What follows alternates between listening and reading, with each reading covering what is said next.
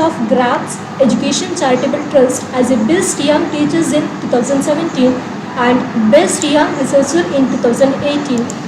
Now, I would like to hand over the session to you, ma'am.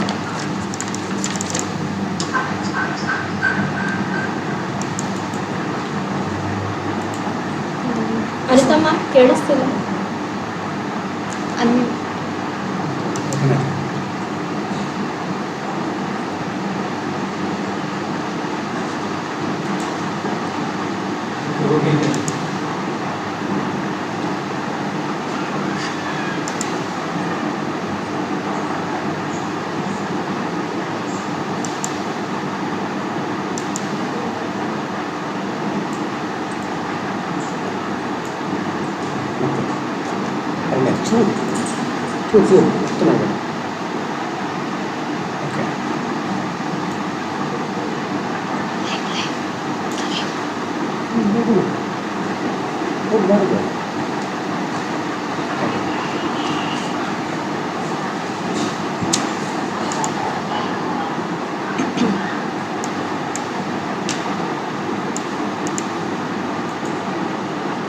It's visible, ma'am.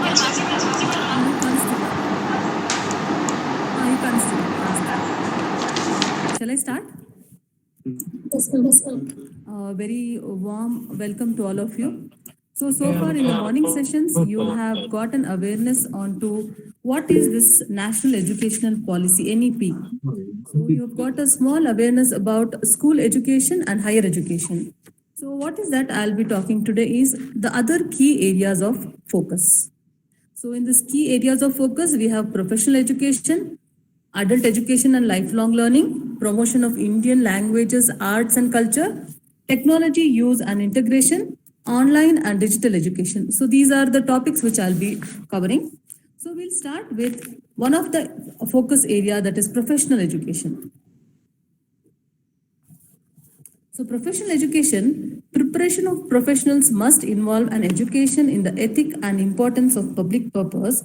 An education in the discipline and an education for practice is very much essential for NEP.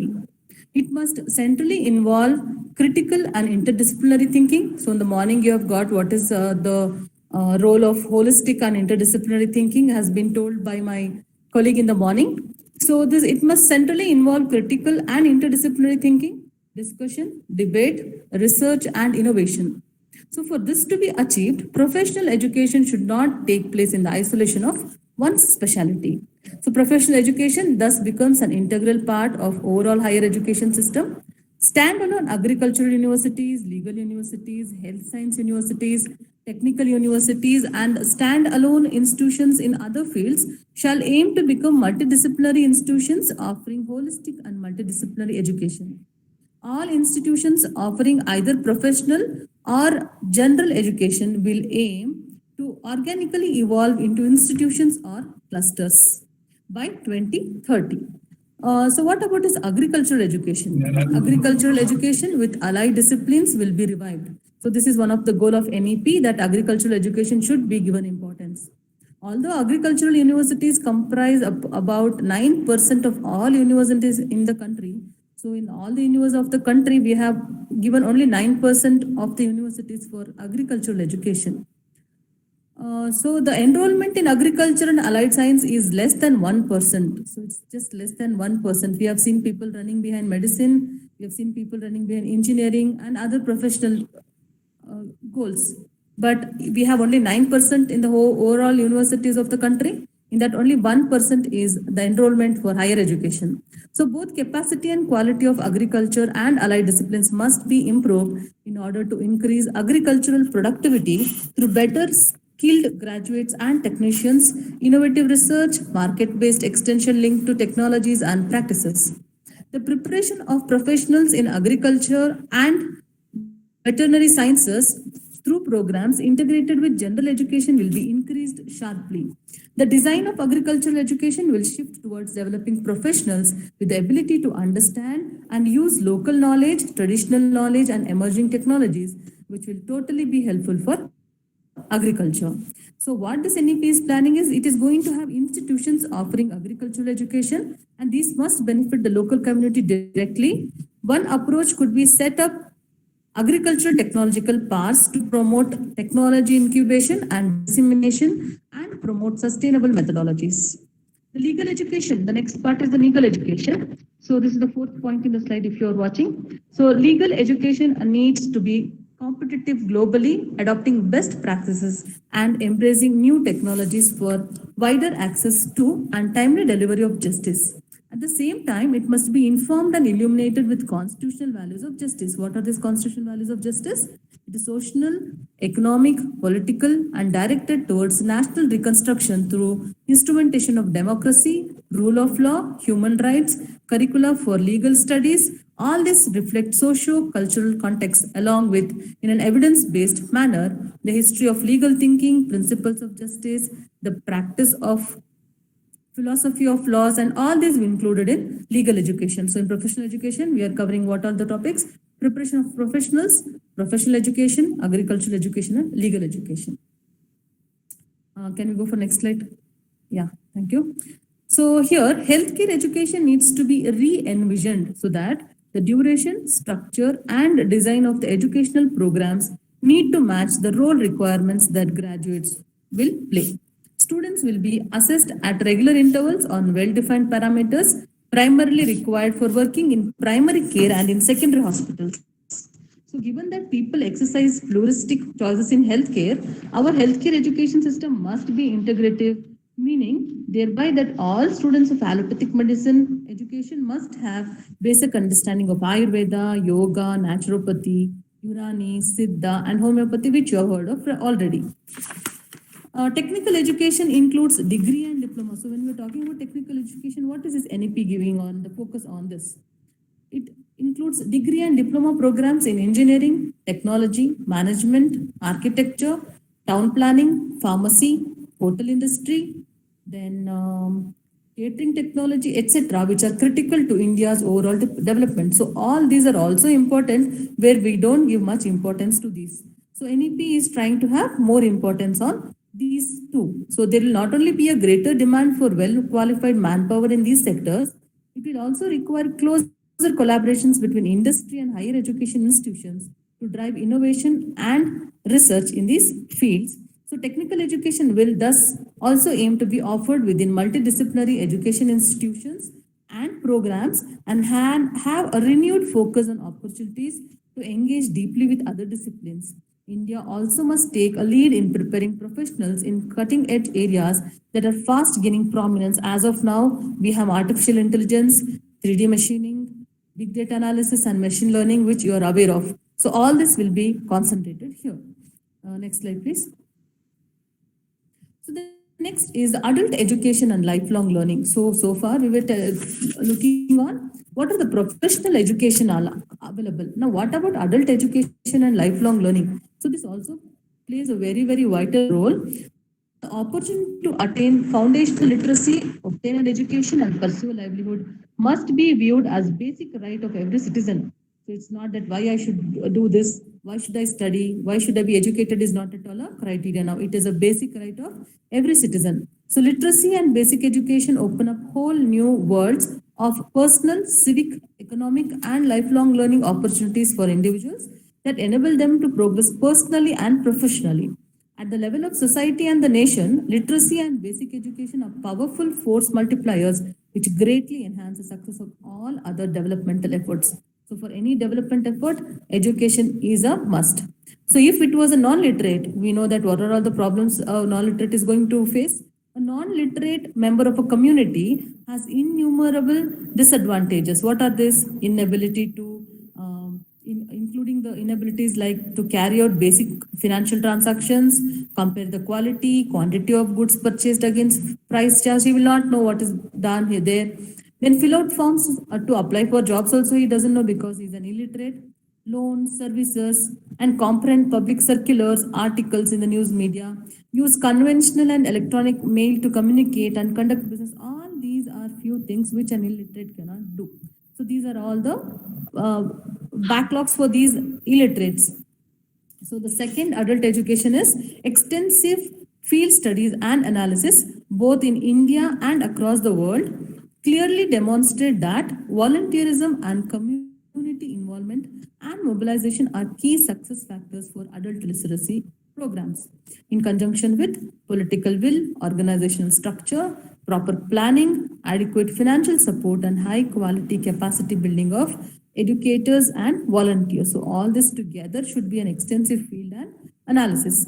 Successfully literacy programs result not only in the growth of literacy among adults, but also result in increased demand for education for all children in community, as well as greater community contribution to positive social change. So this is a must. The third point is strong and innovative government initiatives for adult education. So, in particular, to facilitate community involvement and the smooth and beneficial integration of technology will be affected as soon as possible to expedite this all important aim of achieving 100% literacy. So, this is very, very important. Next, how are we going to achieve this? So there are many steps. One of the first step to achieve this adult education and lifelong learning is an outstanding adult education curriculum framework. So NCERT, you have heard of this. It is National Council of Educational Research and Training. This body, that is a constituent body of NCERT, is dedicated to adult education so as to develop synergy with and build up NCERT's existing expertise in establishing outstanding curricula for literacy, numeracy, basic education, vocational skills, and beyond. This you have heard in the morning too. So this is one of the main goal which this adult education and lifelong learning would be taken up by NEP. So the curriculum framework for adult education will include at least 5 types of programs, each with clearly defined outcomes. So you can see which are these 5 defined outcomes. These are foundational literacy and numeracy. So foundational literacy and numeracy means that it refers to building adequate literacy and numeracy skills during the foundational stage itself.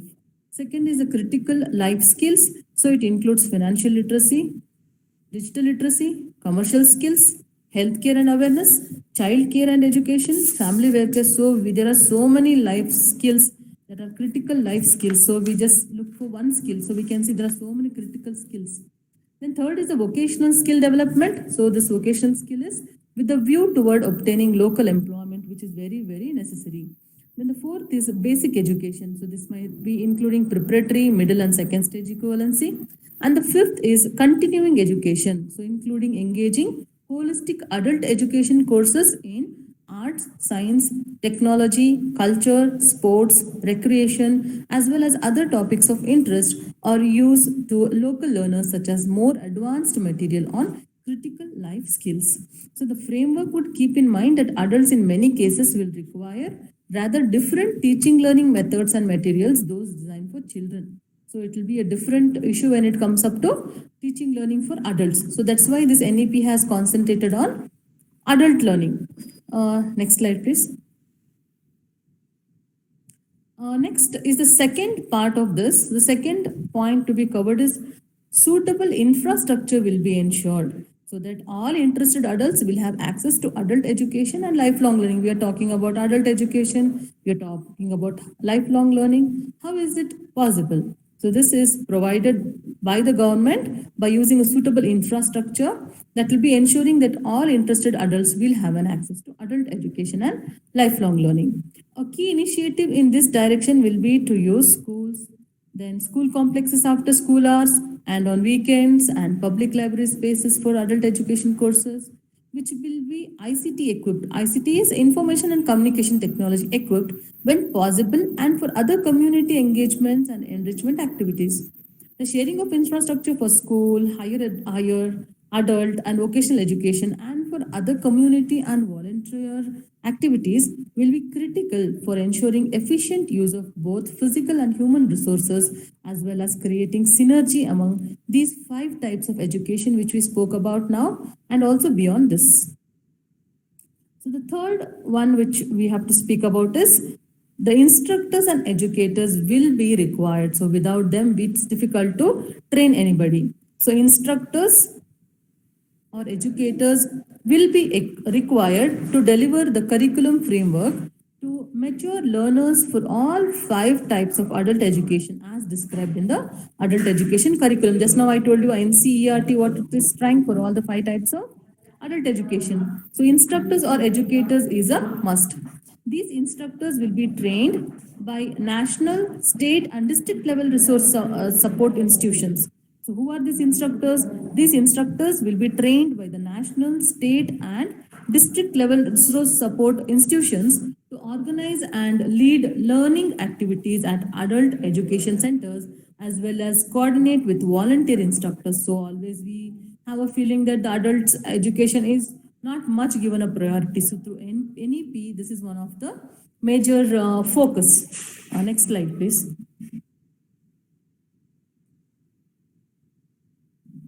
Next slide. Yeah.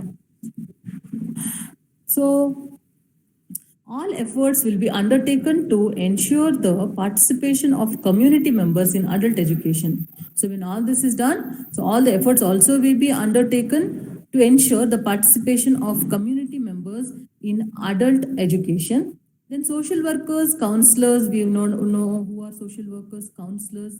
They are traveling through their communities to track and ensure participation of non-enrolled students, and dropouts will also be requested during their travels to gather data of parents, adolescents, and other interested in adult education opportunities, both as learners and as teachers or tutors. The social workers or counselors will then connect them with local adult education centers. These are called as AECs. These are local adult education centers. Opportunities for adult education will also be widely publicized through advertisements and announcements and through events and initiatives of NGOs and other local organizations. The next point, which we are covering, is improving the availability and accessibility of books.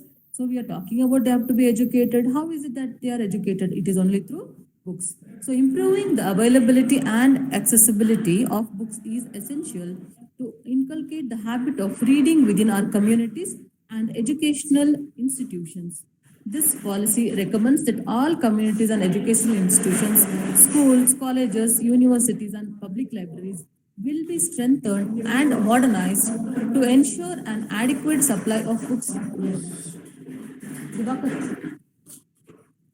To ensure an adequate supply of books that cater to the needs and interests of all students, including persons with disabilities, other differently abled people. For all these people will have accessibility to books. The central and state governments will take up steps to ensure that books are made accessible and affordable to all across the country, including socio-economically disadvantaged areas as well as those living in rural and remote areas.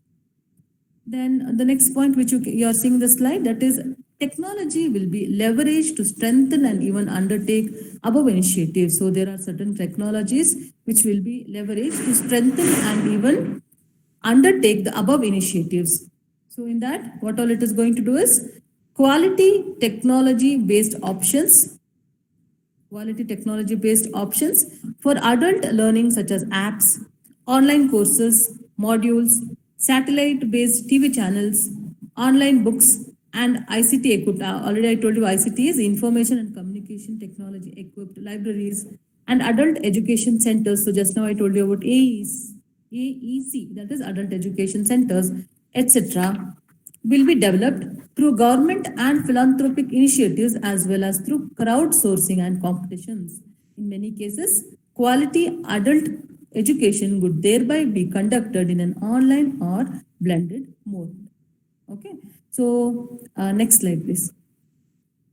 So this is one of a very interesting and exciting topic for all the kids and adults too. This is promotion of Indian languages, arts and culture. Always we feel, oh, ನಮ್ಮ ಭಾಷೆಗೆ ನಮಗೆ ಜಾಸ್ತಿ importance ಕೊಡ್ತಿಲ್ಲ. So what is NEP is going to cover in this?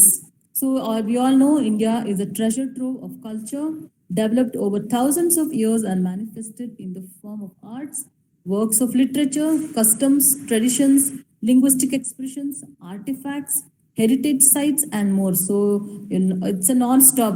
You have so many languages, arts, and culture in India. So crores of people from around the world take part and enjoy, benefit from this cultural wealth daily in the form of visiting India for tourism, experiencing Indian hospitality, purchasing India's handicrafts and handmade textiles, reading the classical literature of India. So we are so rich in all this. Practicing yoga, meditation, being inspired by Indian philosophy, participating in India's unique festivals, appreciating India's diverse music and art, watching Indian films, amongst many other aspects. It is this cultural and natural wealth that truly makes India an incredible India. As per India's tourism slogan, so always our Indian tourism slogan always is incredible India. So obviously it is incredible because we have so many things and more than this. The preservation and promotion of India's cultural wealth must be considered a high priority for the country as it is truly important for the nation's identity as well as its economy. The second point you can see that's the promotion of Indian arts and culture. It's very, very important not only for the nation but also for the individual. Cultural awareness and expression are among the major competencies considered important to develop in children in order to provide them a sense of identity. So a student or a kid has to feel that I am identified, it should be through its cultural awareness, belonging, as well as an appreciation of other cultures and identities. It is through the development of a strong sense and knowledge of their own cultural history, arts, languages, and traditions that children can build a positive cultural identity and self esteem. Thus, cultural awareness and expressions are important contributors both to individual as well as societal well being. So, next slide, please.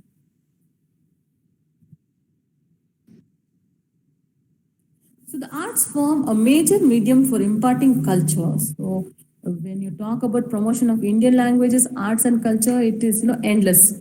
So the arts form a major medium for imparting culture. The arts, besides strengthening cultural identity, awareness, uplifting societies, are well known to enhance cognitive and creative abilities in individuals and increase individual happiness. The happiness or well being, cognitive development, and cultural identity of individuals are important reasons that Indian arts of all kinds must be offered to students at all levels of education, starting with earlyhood care and education. So we are going to start it at very, very early age, which we totally don't have in the current syllabus. And language, of course, is inextricably linked to art and culture. When we say language, it is linked to art and culture. Different languages see the world differently, and the structure of a language therefore determines a native speaker's perception of experience. In particular, languages influence the way people of given culture speak with others, including with family members, authority figures, peers, and strangers, and influence the tone of conversation. The tone perception of experience, the familiarity, what we call it as apnapan, inherent in conversations among speakers of a common language are a reflection and record of a culture. We always say, oh, this is your culture, it reflects your culture. So, culture is thus encased in our languages. Art in the form of literature, plays, music, film, etc., cannot be fully appreciated without our language. So, if I just play a film or a music without a proper language, you will not understand or you will not enjoy it. So, art in the form of literature, plays, music, film, etc., cannot be fully appreciated without language. In order to preserve and promote culture, one must preserve and promote a culture's language. Unfortunately, see, I'm going to tell you some facts which it's very, very shocking. So, unfortunately, Indian languages not have not received their due attention and care, with the country losing over 220 languages in the last 50 years alone. In the last 50 years, we have lost 220 languages in India. So UNESCO had declared 197 Indian languages as endangered. So 197 Indian languages were endangered, and this UNESCO had declared long back. So various unscripted languages are particularly in danger of becoming extinct. When senior members of a tribe or a community speak such languages, they pass away. So what will happen? The language also dies along with them. So we can see later in our slides that the government is trying to take an initiative to preserve all this. Moreover, even those languages of India that are not officially on such endangered lists, such as the 22 languages of 8th schedule of the Constitution of India, are facing serious difficulties on many fronts. Teaching and learning of Indian languages. Teaching and learning of Indian languages need to be integrated with school and higher education at every level. For languages to remain relevant and vibrant, there must be a steady stream of high quality learning. Print materials in these languages, including textbooks, workbooks, videos, plays, poems, novels, then magazines, etc. Languages must also have consistent official updates to their vocabularies and dictionaries widely disseminated so that the most current issues and concepts can be effectively discussed in these languages. Enabling such learning materials, print materials, and translations of important materials from world languages and constantly updating vocabularies are carried out by countries around the world for languages such as English. You see, every time there is some change in when you take out a dictionary and see another word is added. So the same thing are not happening for other languages in our country. So this updation is found in English, French, German, Hebrew, then Korean and Japanese. However, India has remained quite slow in producing such learning and print materials and dictionaries to help keep its languages optimally vibrant and current with integrity. So additionally, there has been a severe scarcity of skilled language teachers also in India, despite various measures being taken. So language teaching too must be improved to be more experiential and to focus on the ability to converse and interact in the language and not just on the literature, vocabulary, and grammar of the language. Languages must be used more extensively for conversation and for teaching and learning. Then also we have to know that first of all we need to develop and teach many of the courses of the type mentioned above. An excellent team of teachers and faculty will have to be developed. So without these teachers and faculty, how would we learn these new things? So strong departments and programs in Indian languages, comparative literature, then creative writing, arts, music, philosophy, etc. will be launched and developed across the country. And degrees also, including 4-year B.Ed dual degrees, will be developed in these subjects. So these departments and programs will be particular help to develop a large cadre of high quality language teachers as well as teachers of art, music, philosophy, and writing who will be needed around the country to carry out this policy. So this NRF will fund quality research in all these areas. Outstanding local artists and craftsmen will be hired as guest faculty to promote local music, art, languages, and handicraft, and to ensure the students are aware of the culture and local language where they study. So every higher education institution and even every school or complex will aim to have artists in residence to expose students to art, creativity, and rich treasures. So, high quality programs and degrees in translation and interpretation, art and museum administration, archaeology, artifact conservation, graphic design, web design within the higher education system will also be created. So, the policy recognizes the knowledge of the rich diversity of India should be imbibed firsthand by learners. This would mean including simple activities like touring by students to different parts of the country, which will not only give a boost to tourism but also will lead to an understanding and appreciation of diversity, culture, traditions, knowledge of different parts of India. Then, towards this direction, under Ek Bharat Shresth Bharat, 100 tourist destinations in the country will be identified where educational institutions will send students to study these destinations and their history, then scientific contributions, traditions, indigenous literature and knowledge, etc., as a part of augmenting their knowledge about these areas. So, efforts to preserve and promote all Indian languages, including classical, tribal, and endangered languages, will be taken on with a new vigor. Technology and crowdsourcing, with extensive participation of the people, will play a crucial role in these efforts. So, India will similarly expand its institutes, universities studying all classical languages and literature with strong efforts to collect, preserve, translate. So, it's not just easy to have a language. So, you need to collect, preserve, translate, study the tens of thousands of manuscripts that have not yet received their due attention. So, there are so many scripts where we don't pay attention at all. Sanskrit and all Indian language institutes and departments across the country will be significantly strengthened with adequate training given to large new batches of students to study, in particular, large number of manuscripts and their interrelations with other subjects. Similarly, classical language institutes will aim to be merged with universities while maintaining their autonomy so that faculty may work and students too may be trained as part of robust and rigorous multidisciplinary programs. So Pakrit will also be set up within the university. That's the language of Pali. So it's endless when you talk about culture. So in that culture, I'll just have one more sentence. All languages in India and their associated arts and culture will be documented through a web-based platform. So they are going to create a web-based platform or a portal in order to preserve endangered and all Indian languages and their associated rich local arts and culture. The platform will contain videos, dictionaries, recordings, and more of people speaking the language, telling stories, reciting poetry, and performing plays, folk songs and dances, and more. People from across the country will be invited to contribute to these efforts by adding relevant material onto these platforms, portals, etc. So scholarships for people of all ages to study Indian languages, arts, and culture with local masters or within the higher education system will be established. So these are all the plans for arts and culture development through NEP. Next slide, please. So this is technology use and integration. So ಅಪ್ಪ ನಮ್ಮ culture ಎಲ್ಲ ಇವಾಗ ನಾವು ಎಷ್ಟು ಕಷ್ಟ ಇದನ್ನ ಬೆಳೆಸೋದಕ್ಕೆ ಅಂತ ನಾವು ಈಸಿಯಾಗಿ ಹೇಳ್ತೀವಿ ನಮ್ಮ ಕಲ್ಚರ್ನ ನಾವು ಬೆಳೆಸ್ಕೊಳ್ಳಿಲ್ಲ ಅಂತ. So to develop one culture, we saw so many steps have to be taken. So in technology use and integration, India is a global leader in information and communication technology and in other cutting edge domains such as space. So all of you are aware of this.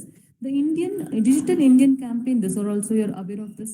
Digital India campaign is helping to transform the entire nation into a digitally empowered society and knowledge economy. While education will play a critical role in this transformation, technology itself will play an important role in the improvement of educational process and outcomes. Thus, the relationship between technology and education at all levels is bidirectional.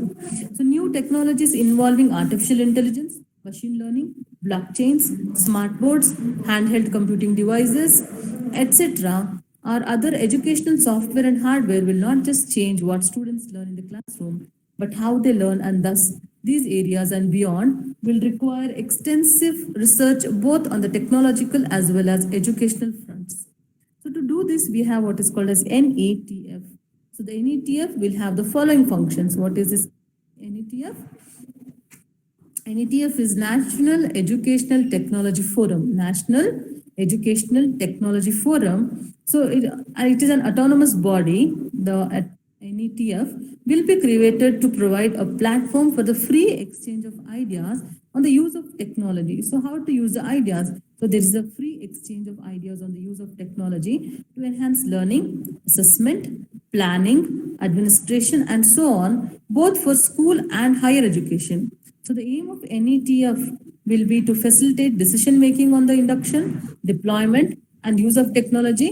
Then by providing to the leadership of education institution, state and central governments and other stakeholders the latest knowledge and research as well as opportunity to consult and share best practices. So this NETF will have these functions. What are these functions? I will tell you the functions. So that's what you're seeing on the slide. So this provide independent evidence-based advice to central and government agencies on technology-based intervention. So on technology-based intervention, what we are going to provide? We are going to provide independent evidence-based advice to whom? To central and state government agencies. The second one is build intellectual and institutional capacities in educational technology. So this becomes a very, very vital of vital importance. So build intellectual and institutional capacities in educational technology. Then envision strategic thrust areas in this domain. Also envision strategic thrust areas in this domain. Then articulate new directions for research innovation. To maintain relevant in the fast changing field of education technology, the NETF will maintain regular inflow of authentic data from multiple sources. So from where it gets the sources, including education technology, innovators, practitioners, and engage with a diverse set of researchers to analyze the data. To support the development of a vibrant body of knowledge and practice, the NETF will organize multiple regional and national conferences, workshops, etc., to solicit inputs from national and international educational technology technology researchers, entrepreneurs, and practitioners. The thrust of technological interventions will be the purpose of improving teaching, learning, and evaluation processes, supporting teacher preparation and professional development, enhancing educational access, and streamlining educational planning, management, and administration, including processes related to admissions, attendance, assessments, etc. A rich variety of educational software for all the above purposes will be developed and made available for students and teachers at all levels. So, all these educational softwares will be ready and it will be developed and given to students and teachers at all levels. All such software will be available in all major Indian languages. So just now we were telling about culture and languages. So all the software will be available in all major Indian languages and will be accessible to a wide range of users, including students in remote areas and Divyang students too. So teaching learning e-content will continue to be developed by all states in the regional languages as well as the NCERT, then other bodies, institutions. They will be uploaded onto the Diksha platform. This platform may also be utilized for teachers' professional development through e-content. Then similarly, this policy has been formulated at a time when an unquestionably disruptive technology that is called as artificial intelligence, which is the heartthrob now, where 3D or 70 virtual reality has emerged. As the cost of AI based prediction falls, AI will be able to match or outperform and therefore be a valuable aid to even skilled professionals such as doctors in certain predictive tasks. AI's disruptive potential in the workplace is clear, and the education system must be poised to respond quickly.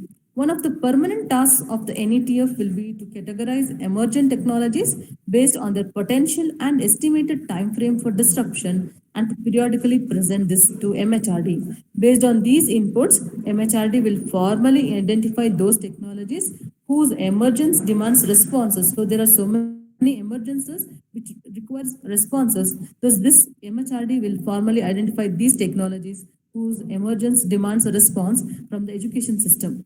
So, in response to MHRD's formal recognition of a new disruptive technology, the National Research Foundation, which we called as NRF, will initiate or expand research efforts in the technology.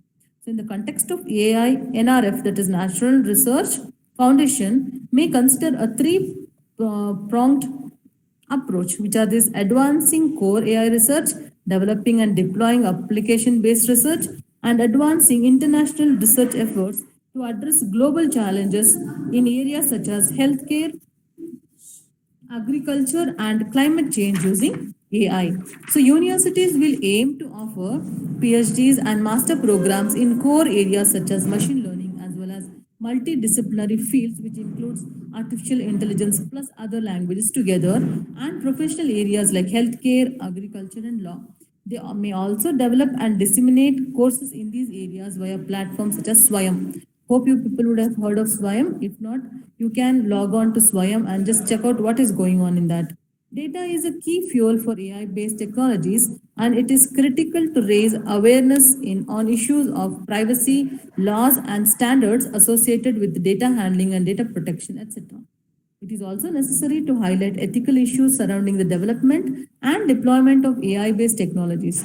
Education will play a key role in these awareness raising efforts.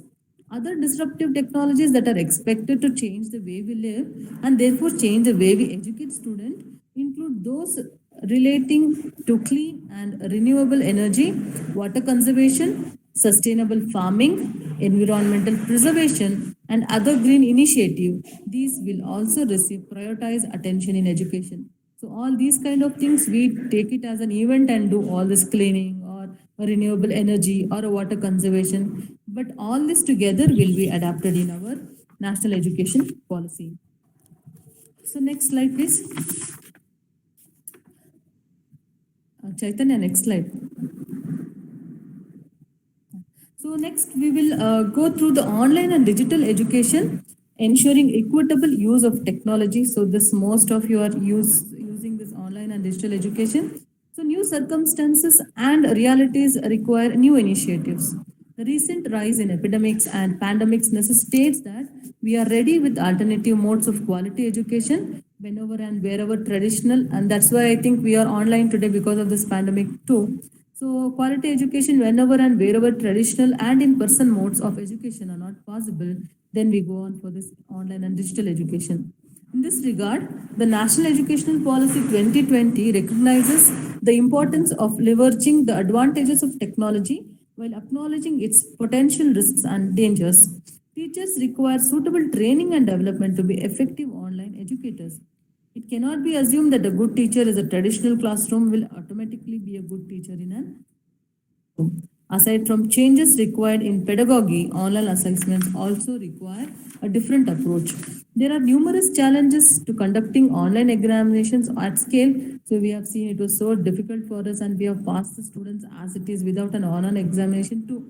At scale, including limitations on the types of questions that can be asked in an online environment, handling network, power disruptions, and preventing unethical practices, etc. Certain types of courses or subjects, such as performing arts and science practical, have limitations in the online or digital education. So it becomes very difficult to convey these things to online. We all of us have faced that problem. You people would have been aware of it, which can be overcome to a partial extent with innovative measures. Further, unless online education is blended with experimental and activity based learning, it will tend to become a screen based education with limited focus on the social, affective, and psychomotor dimensions of learning.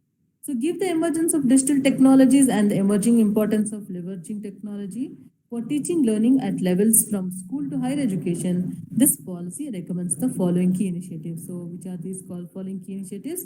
That's on your slide. The first one is pilot studies for online education. So, appropriate agencies such as NETF, IGNOU, IITs, NITs, etc., will be identified to conduct a series of pilot studies in parallel to evaluate the benefits of integrating education with online education while mitigating the downsides, and also to study related areas such as student device addiction. Oh, that I think all of us are fed up the student device addiction. So most preferred formats of e-content, etc. The results of these pilot studies will be publicly communicated and used for continuous improvement. The second is digital infrastructure. So there is a need to invest in creation of open, interoperable, evolvable public digital infrastructure in the education sector that can be used by multiple platforms and point solutions to solve for India's scale, diversity, complexity, and device penetration. This will ensure that the technology-based solutions do not become outdated with rapid advances in technology. The third, you can see, it is online teaching platform and tools. So this most of us are aware of this. So that's appropriate existing e-learning platforms such as Swayam, Diksha will be extended to provide teachers with a structured, user-friendly, rich set of assistive tools for monitoring progress of learners. Tools such as two-way video and two-way audio interface for holding online classes are a real necessity, as the present pandemic has shown that it is very crucial, and we need to go for this online teaching itself. Otherwise, I would be there with you people today, right? So the next one is content creation, a digital repository, and dissemination. A digital repository of content, including creation of coursework, then learning games and simulations, augmented reality and virtual reality, will be developed with a clear public system for rating by users on effectiveness and quality. So to maintain the effectiveness and quality, a virtual reality will be constructed. For fun-based learning, student-appropriate tools like apps, gamification of Indian art and culture in multiple languages with clear operating instructions will also be created. A reliable backup mechanism for disseminating e-content to students will be provided. The next is addressing the digital divide. So given the fact that there still persists a substantial section of the population whose digital access is highly limited, the existing mass media such as television, radio, and community radio will be extensively used for telecast and broadcast. Such educational programs will be made available 24/7 in different languages to cater to the varying needs of the student population. A special focus on content in all Indian languages will be emphasized and required. Digital content will need to reach the teachers, students in their medium of instruction as far as possible. So we had so much problem in, even today I was, worried what if my internet or the connection goes away. So these are on the major criteria which NEP will be focusing on. Then we have virtual labs. So what are these virtual labs? Existing e-learning platforms such as Diksha, Swayam and Swayam Prabha will also be leveraged for creating virtual labs so that all students have equal access to quality, practical and hands-on experiment-based learning experiences. So how much ever it is told orally, if it is practical, the approach for practicality, then the student is able to remember it more. So the hands-on session, it was very difficult for us to do it for students. So the possibility of providing adequate access to these students and teachers through suitable digital devices such as tablets with preloaded content will be considered and developed. So the next is the training and incentives for teachers. Teachers will undergo rigorous training in learner-centric pedagogy and how to become high-quality online content creators themselves using online teaching platforms and tools.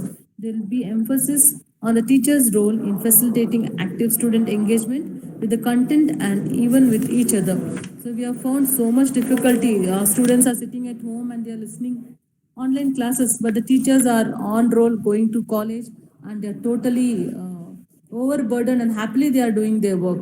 So, in order to attain the goal of education with excellence and the corresponding multitude of benefits to this nation and its economy, this policy unequivocally endorses and envisions a substantial increase in public investment in education by both the central government and all governments. To conclude with, I would like to say that in addition to one-time expenditures primarily related to infrastructure and resources, this policy identifies the following key long-term thrust areas for financing to cultivate an education system. First and foremost, universal provisioning of quality early childhood care education. Second is ensuring foundational literacy and numeracy. Third is providing adequate and appropriate resourcing of school complexes or clusters. Fourth is providing food and nutrition, that is breakfast and midday meals, which you would have been aware of. Then investing in teacher education and continuing professional development of teachers. Then revamping colleges and universities to foster excellence and cultivating research. And the last one is extensive use of technology and online education. So thank you for your patient hearing. I thank the management, principal, dignitaries, staff, and all the delegates for giving me an opportunity to share the key areas of focus on NEP. Thank you all once again for your patient hearing. Thank you.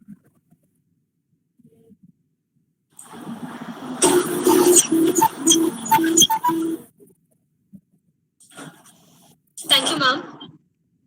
Thank On you. behalf of management, principal, organizing committee, all the staff members and students of UJ Polytechnic Surya, I would like to thank to our resource persons, Mrs. Chaitanya DJ, Assistant Professor, ECE Department, VVC Mysore, Dr. Shamalayan, Professor, EMD Department, Vidyavardhana College of Engineering, Mysore, and Dr. Anita S., Professor, Department of BME, SCS College of Engineering, Bangalore, for your valuable presentation and